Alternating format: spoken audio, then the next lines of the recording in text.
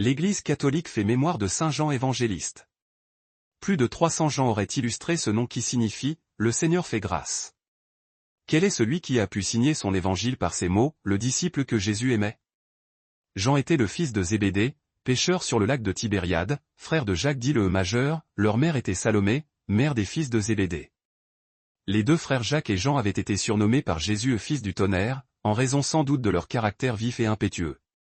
Avec Pierre, ils font partie du groupe des 3 disciples les plus proches de Jésus, il les prend avec lui pour être les témoins de sa transfiguration, puis de son agonie au jardin des Oliviers et aussi de la résurrection de la petite fille de Jaïr.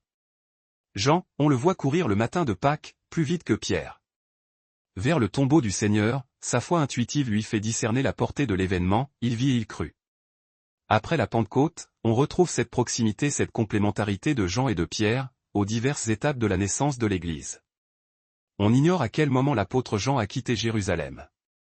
La tradition d'Asie mineure situe la fin de sa longue vie à Éphèse, sous l'empereur Trajan, donc entre les années 98 et 117. Depuis le VE siècle, sur la haute colline qui surplombe le site de l'ancien temple d'Artémis, à Éphèse, on vénérait son tombeau. À Saint Jean, auquel Jésus mourant sur la croix confia Marie sa mère, la tradition attribue la composition du 4e évangile, de 3 épîtres et aussi de l'Apocalypse. Le message de Saint Jean, symbolisé à travers les siècles par le vol de l'aigle, l'évangile de l'Esprit, s'articule autour de 2 thèmes, Jésus et le Logo, le Verbe éternel venu nous communiquer, et en surabondance, la vie même de Dieu. Jean proclame qu'il y a un commandement nouveau et premier du Seigneur, Dieu est amour et nous devons nous aimer les uns les autres. André Chouraki a écrit, ni dans la Bible, ni dans la littérature universelle, il n'existe de livre comparable au 4e évangile.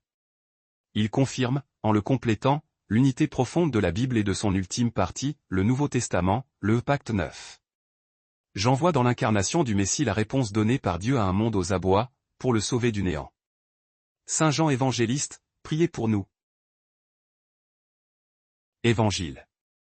L'autre disciple courut plus vite que Pierre et arriva le premier au tombeau. Alléluia, Alléluia. À toi, Dieu, notre louange. Toi, le Seigneur, nous t'acclamons. C'est toi que les apôtres glorifient. Alléluia. Évangile de Jésus-Christ selon Saint Jean. Le premier jour de la semaine. Marie-Madeleine courut trouver Simon-Pierre et l'autre disciple. Celui que Jésus aimait. Et elle leur dit. On a enlevé le Seigneur de son tombeau. Et nous ne savons pas où on l'a déposé.